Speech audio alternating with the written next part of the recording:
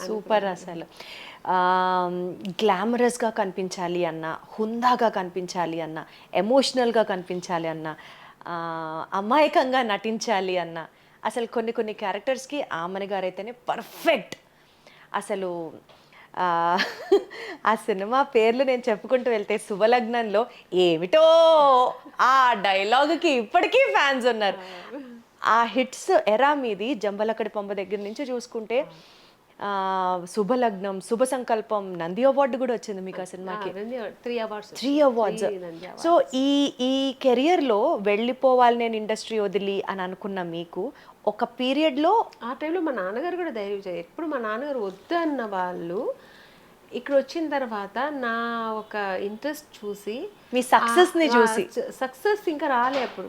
నేను నా ఇంట్రెస్ట్ నా ఒక హార్డ్ వర్క్ అని చూసి అంటే పట్టుదల. పట్టుదల అంతా చూసి నాన్నగారు కూడా లేదు నువ్వు అవుతావు ట్రై చేయి అని నాకు అప్పుడు నాన్నగారు అప్పుడు కొంచెం సిక్ అయ్యారు. ఆ బెంగళూరు నుంచి చెప్పేవారు అనమాట ఫోన్లో మాట్లాడేప్పుడంతా ధైర్యంగా ఉండు అవుతావు నువ్వు అని. మా నాన్నగారు బేసికల్ ఆయన ప్రొఫెషనల్ వచ్చి ఇది డిస్ట్రిబ్యూషన్, ఫిల్మ్ కాబట్టి డిస్ట్రిబ్యూషన్. అదే తెలిసిన ఫ్రెండ్స్ దగ్గర అంతా సర్కిల్లో చెప్పారు. అలాగే నేను వచ్చాను. మా మా నాన్నగారు ఫ్రెండ్స్ సర్కిల్లో వాళ్ళ నుంచే నాకు సినిమా అంటే ఏమీ తెలుసులే అంటే నాకు ఎలా మూవ్ అవ్వాలని కూడా తెలియదు. వాళ్ళే కంపెనీస్ తీసుకెళ్ళేవారు అన్నమాట.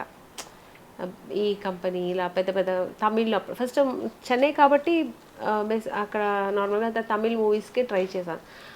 కానీ నాకు ఎక్కువ సక్సెస్ వచ్చింది తెలుగులో. ఆ సక్సెస్‌ని మీరు ఎలా హ్యాండిల్ చేశారు? అంటే అసలు ఏమీ తెలియని స్టేజ్ నుంచి వరుస పెట్టి back to back, back to back, back to back hits చూసారు మీరు.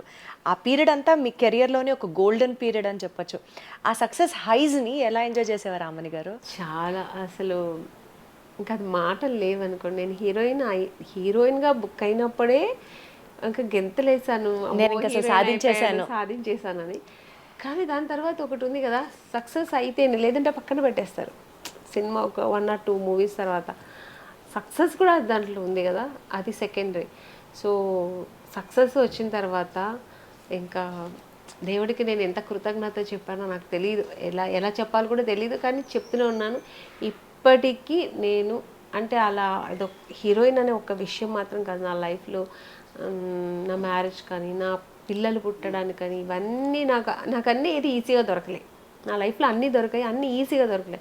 అన్నీ నాకు కొంచెం కష్టపడి దొరికింది. అంటే స్ట్రగుల్లోనే దొరికింది ఏదైనా నాకు. సో అందుకని నాకు ఆ వాల్యూస్ తెలుసు. ఆ వాల్యూ నేను ఎంజాయ్ చేస్తాను ఆ మీ లైఫ్ని. పర్సనల్ స్పేస్‌లో ఎలా మాట్లాడుతున్నారు చెప్పండి? అలా కష్టపడితే దొరికిందనేది. సినిమా అన్నది మాకు అర్థమవుతుంది. అర్థమవుతుంది. సో ఇప్పుడు మ్యారేజ్ అంటే వదిలేయండి. అది నేను ఇష్టపడి నేనే వెళ్ళాను చేసుకున్నాను. సో పిల్లలు అనేప్పుడు నాకు పిల్లలు కొంచెం లేట్ అయింది నాకు. అంటే మెడికల్ రీతిగా నాకు కొంచెం ప్రాబ్లం అయింది. నాకు పిల్లలు అవ్వలే. సో అలాంటప్పుడు కొంచెం దాంట్లో కూడా స్ట్రగుల్ అయ్యాను. అప్పుడు కూడా నేను దేవుడిని నమ్మాను. నమ్మితే ఎక్కువ ఎవరు ఏం చెప్తే ఆ ఉపవాసాలు ఉండడం, ఆ పూజలు చేయడం, ఏ గుడికి వెళ్తే చెప్తే ఆ గుడికి వెళ్ళేదాన్ని. ఎంత దూరం ఉన్నా సరే వెళ్ళిపోయేదాన్ని.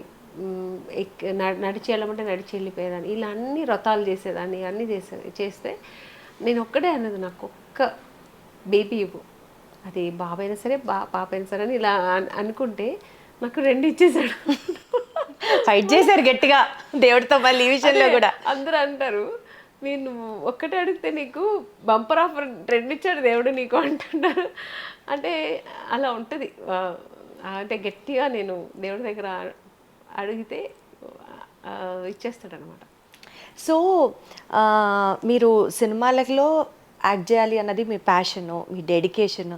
ఒకసారి మీరు సినిమా చేస్తున్నప్పుడు ఎస్పెషల్లీ ఒక కన్నడ సినిమా అనుకుంటా చేస్తున్నప్పుడు నాన్నగారికి ఒంట్లో బాలేకపోవడం, ఆయన కాలం చేయడం, ఆ విషయం మీకు చెప్పకపోవడం, అట్లీస్ట్ ఆయన లాస్ట్ సారి కూడా చూసే అవకాశం మీకు రాకపోవడం, ఇవన్నీ మీకు అనిపించిందా అండి? బికాజ్ సినిమా వల్లే కదా ఈరోజు నాన్న నేను చూడలేకపోయాను, నేను ఈరోజు పక్కన ఉండుంటే బాగుండు అని అనిపించిందా? అనిపించలేదు నాకు. సినిమా అంటే నేను సినిమా చాలా ఇష్టపడతాను. నేను సినిమా నా లైఫ్, సినిమా నా ప్యాషన్.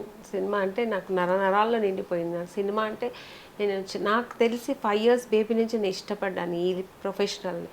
సో నాకు ఈ నాకు ఎప్పుడు అనిపించలే ఏంటంటే సందర్భం అంటే వాళ్ళు వాళ్ళు పాయింట్ ఆఫ్ వ్యూలో ఏంటంటే మీరు ఎక్కడ disturb అవుతారేమో. డిస్టర్బ్ అవుతానని కాదు, ఫస్ట్ ఒకటి డిస్టర్బ్ అవుతాను ఒకటి, రెండోది ఏంటంటే ఆ రోజు క్లైమాక్స్ ఆల్ ఆర్టిస్ట్ కాంబినేషన్, పెద్ద పెద్ద ఈ ఆర్టిస్ట్ కాంబినేషన్, డేట్లు దొరకదు వాళ్ళకి, మళ్ళీ మళ్ళీ ఆ అవుట్డోర్లో అందరినీ మళ్ళీ కలిపి చేయలేరు.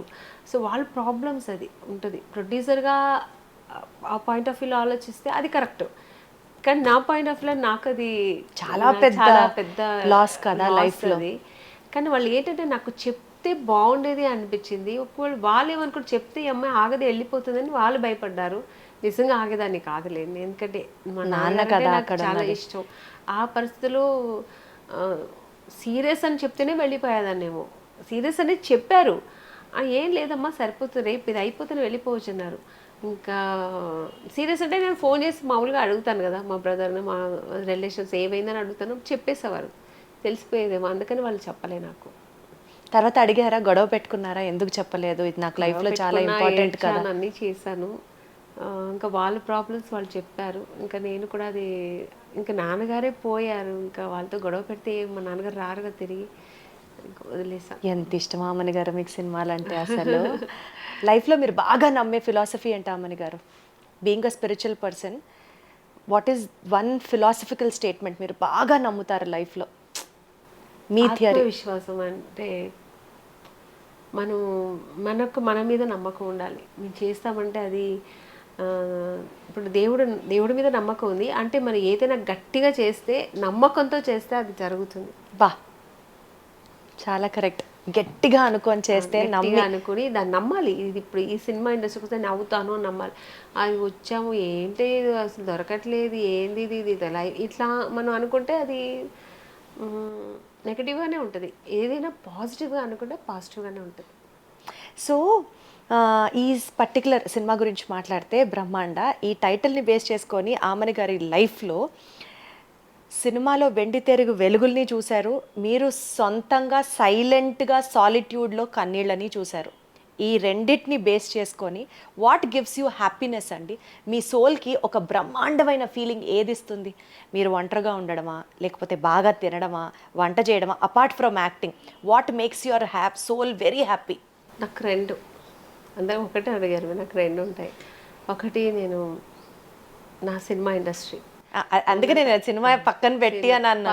సినిమా పక్కన పెడితే నెక్స్ట్ ఏంటంటే నా పిల్లలు. మీ పిల్లలే మీ ప్రపంచం. నా పిల్లలు నా ప్రపంచం, నాకు ఇంకేం లేదు. ఫస్ట్ ప్రొఫెషనల్, తర్వాత నాకు ఫస్ట్ ఒక దేవుడు. పొద్దున్నే లేక పూజ చేయకుండా నేను ఉండను. ఈ షూటింగ్స్కి వస్తే కొంచెం మిస్ అవుతాను పూజలు, ఎందుకంటే మనం అవుట్డోర్స్ ఇలా ఉంటాం కదా. ఇంట్లో ఉంటే మార్నింగ్ మా ఇంట్లో మా పిల్లలు కూడా గొడవ పెడతారు, ఏంటో మనం పొద్దున 3ంటికి లేచి ఏం చేస్తుంటావు నువ్వు, అసలు ఇద్దరు డిస్టర్బ్ చేస్తుంటావు, గంట కొడతావు. 3ంటికి లేచి పూజలు చేస్తారా అమ్మని గారు? అంటే 3ంటికి లేచి నేను ఇల్లంతా క్లీన్ చేసి నేనే చేసుకుంటాను. నాకు ఈ ఇంట్లో పనులు ఉంటారు, వాళ్ళు పొద్దున్న లేచి వాళ్ళని డిస్టర్బ్ చేయడం ఇష్టం ఉండదు. అర్లీ మార్నింగ్లో నేనే లేచి నేను అంతా క్లీన్, అంటే దేవుడి వరకు నీట్గా క్లీన్ చేసుకుని 4:30 స్నానం చేసి 4:30కి అంతా నేను స్టార్ట్ చేస్తాను. మా బాబోయ్, ఇంట్లో ఉంటే నాకు ఇది మెయిన్ వర్క్. స్టార్ట్ చేసి దీపం పెట్టి ఇంకా నా మంత్రాలు అవన్నీ చెప్పుకుంటూ 6కి ఫినిష్ చేస్తాను. 6కి పిల్లలు వేసి ఇంక వాళ్ళు స్కూల్కి పంపడం, అది అలా ఉంటుంది. అంటే టోటల్ హౌస్ వైఫ్ లాగా అయిపోతుంది. ఇక్కడ ఎలా ఉంటానో అలా టోటల్ డిఫరెంట్ ఇంటికి వెళ్తే. సో ఇప్పటికీ ఇంట్లో మా అమ్మ కూడా ఏంటంటే నువ్వు పొద్దున్న లేచి అందరు డిస్టర్బ్ చేస్తూ పొద్దునే గంట కొడుతూ నిద్రలు అన్నీ డిస్టర్బ్ చేస్తాను అంటుంటుంది అమ్మ కూడా. వాళ్ళు ఏమన్నా నేను పట్టించుకోను, నాకు దేవుడి మధ్యన జరుగుతుంటే నీకెందుకు కనపడకపోతే మా దేవుడు నన్ను అడిగిందన్నీ ఇచ్చాను, నువ్వు మాత్రం నాకేం చేయవా అంటారు కదా ఆయన. అంటే నేను మళ్ళీ మర్చిపోయావా అంటారు కదా. సో అనుకుంటే అది ఒక కృతజ్ఞత అంతే, దానివల్ల ఏదో వస్తుందని కాదు. దేవుడు మనం ప్రార్థన చేస్తే ఆ కృతజ్ఞత చూపిస్తాను నేను. నా వల్ల అయింది అంతే, దేవుడికి నేను అంతే చేయగలుగుతా. ఆయన డైలీ తలుచుకోవడం నాకు ఇష్టం.